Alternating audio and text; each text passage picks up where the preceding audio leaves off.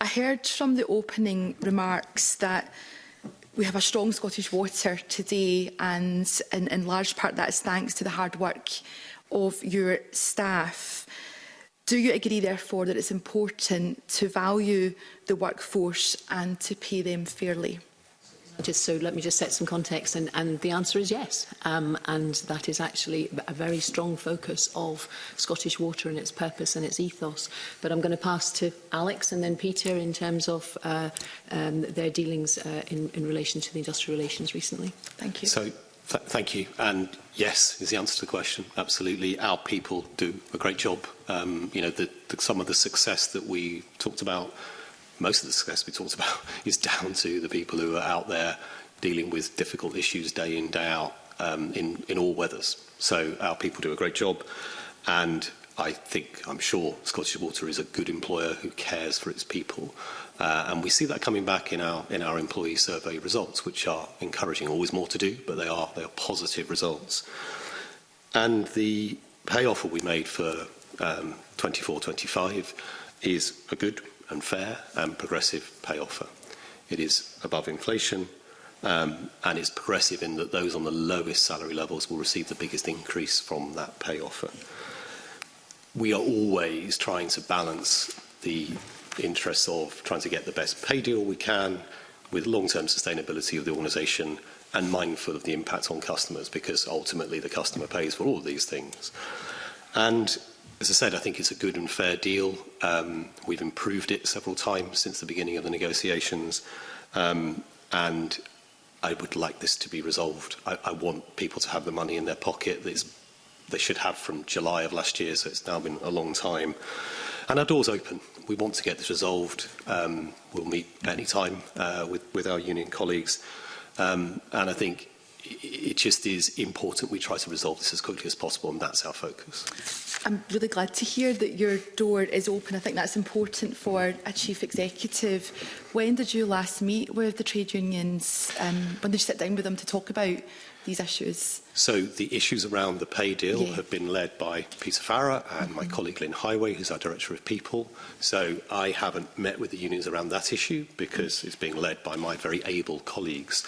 So I'm happy to meet with the unions. In fact, I really want to meet with the unions because I want to discuss with them some of the really critical issues ahead of us, like the balance of charges in the future, the next strategic review, how we deliver on our Beyond Zero Harm ambitions. We've set up an industry collective to try and drive health and safety to the best possible levels, working not just within Scottish Water, all our partners. There are all sorts of issues that I want to get into those conversations with the unions about. We need to resolve the pay deal first. Just so I'm clear, because I get mixed up quite easily, when did you last meet with the unions? So I haven't met with the unions. I was due to meet with the unions a couple of months ago. I held back on that because we were still in the midst of the pay negotiations. So it's a while now since I met the unions one-to-one. Or one-to-many, because it's a joint trade union arrangement. So not in 25, was it in 2024? In 24, yeah. So you sat down with the trade unions then. So your door is open, which is good. You've not managed to meet with the unions, even though the workers walked out last week. And we're hearing from the trade unions that industrial action is now likely to escalate. Are you aware that emails have been sent to Scottish Water employees that have been described as union busting or anti-union?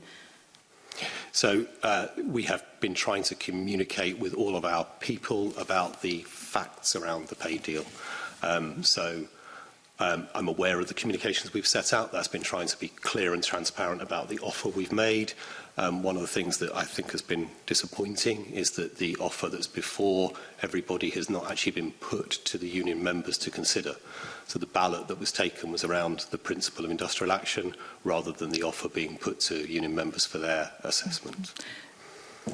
So are you comfortable as Chief Executive that the really important people who do the hard work in your organisation in difficult weather all year round, are you comfortable that they have the impression that you and your senior management team are anti-union and are constantly critical of the trade unions in your internal correspondence? So that is not the way I feel about our unions. I think the unions are a really critical part of any kind of organisation. It's a way in which management and colleagues can find a way to work together on important issues. I don't recognise that description. I understand that emotions can run high when you're in a period of industrial action, but our communications have sought to be measured and factual and clear and focused on trying to find a way through, and that's where we still are. So, you are aware there's a problem because, yet again, the workers are out on strike. You haven't met personally with anyone from the unions in relation to this pay deal, and there's now reputational damage to Scottish Water because, as an employer, you're now being framed as anti-union. Now, when you've been in the committee before, I have asked you about fair work principles, and you've told this committee that you absolutely honour those principles, but you don't meet the unions. The senior management team send anti-union emails. You tell us and the unions that you're happy to meet, but you haven't managed to do it.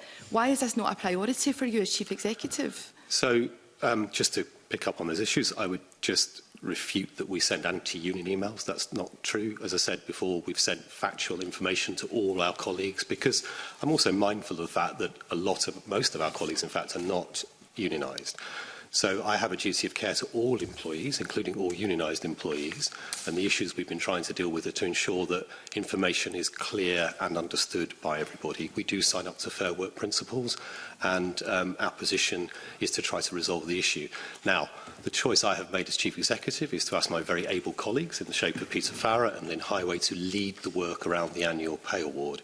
And that is an appropriate process that one would expect to see in all sorts of scenarios. I am ready to meet the unions to talk about some of those longer-term issues, but it's been sensible to try to ensure that the negotiating committee, which Peter is involved in, is the body where we try to resolve these matters. You're ready to meet them. Is that this week? Do you have availability this week? So my point about the door being open is that we, as the negotiating forum, and the Scottish Water members of that negotiating forum, are ready to meet any time. And Peter, you might want to comment at this point. Well, if you just hold on a second, because I'm not finished. I think it's important, the Chief Executive, to continue to ask, because as a member of this Parliament, as a representative of Central Scotland, I would much prefer people were at their work. I don't like it when workers have to go out and stand on picket lines, including at the Hamilton wastewater treatment works like they did last week, because of the impacts on constituents and because we do all want world-class water here in Scotland. But I have to ask, Alex Plant, have you ever been on strike? Have you ever had to withdraw your labour?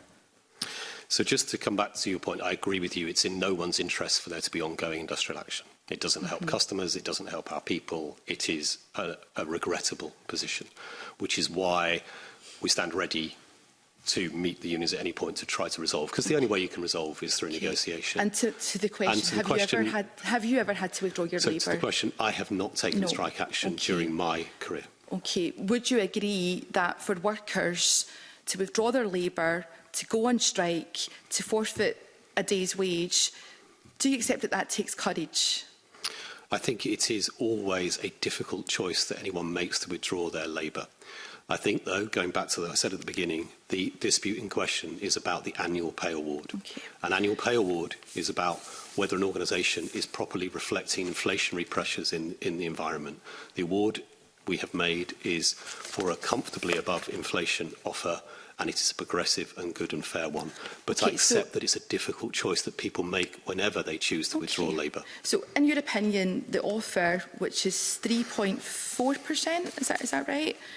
Or £1,050 for those in the lowest grades over the same period, over a 9-month period, has been described as good, fair and progressive. So let's get some context. Executive members of Scottish Water, total pay including benefits, increased from £585,000 in 2023 to £842,000 in 2024. That's 43% higher than in 2023.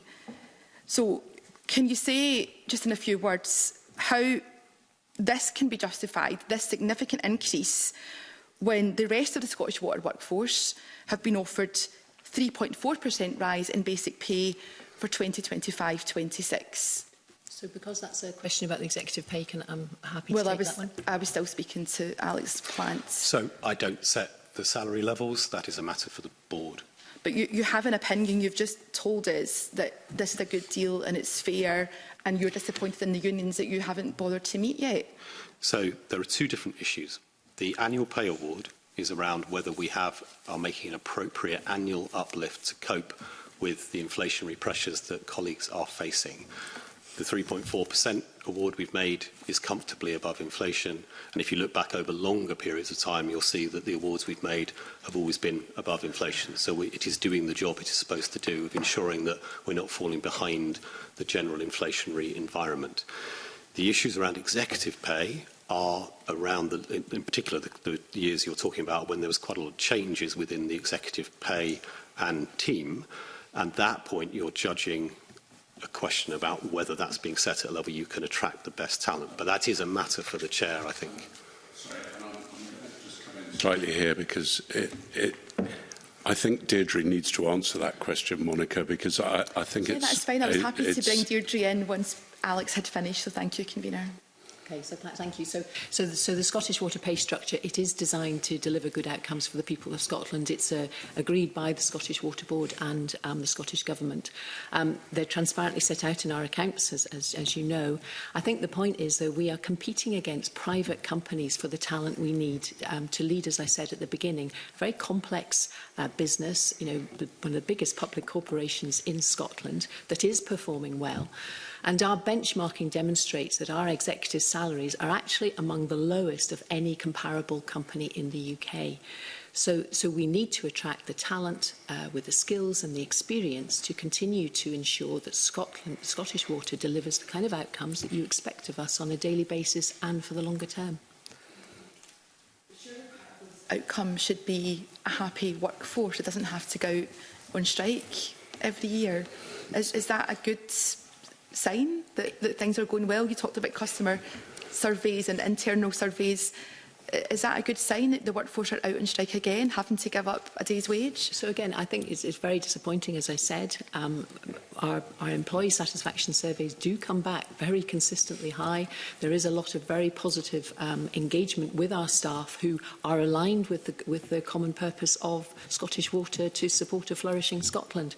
There's a lot of consistency about that. But in terms of the focus on the industrial reaction at the moment, it is very disappointing.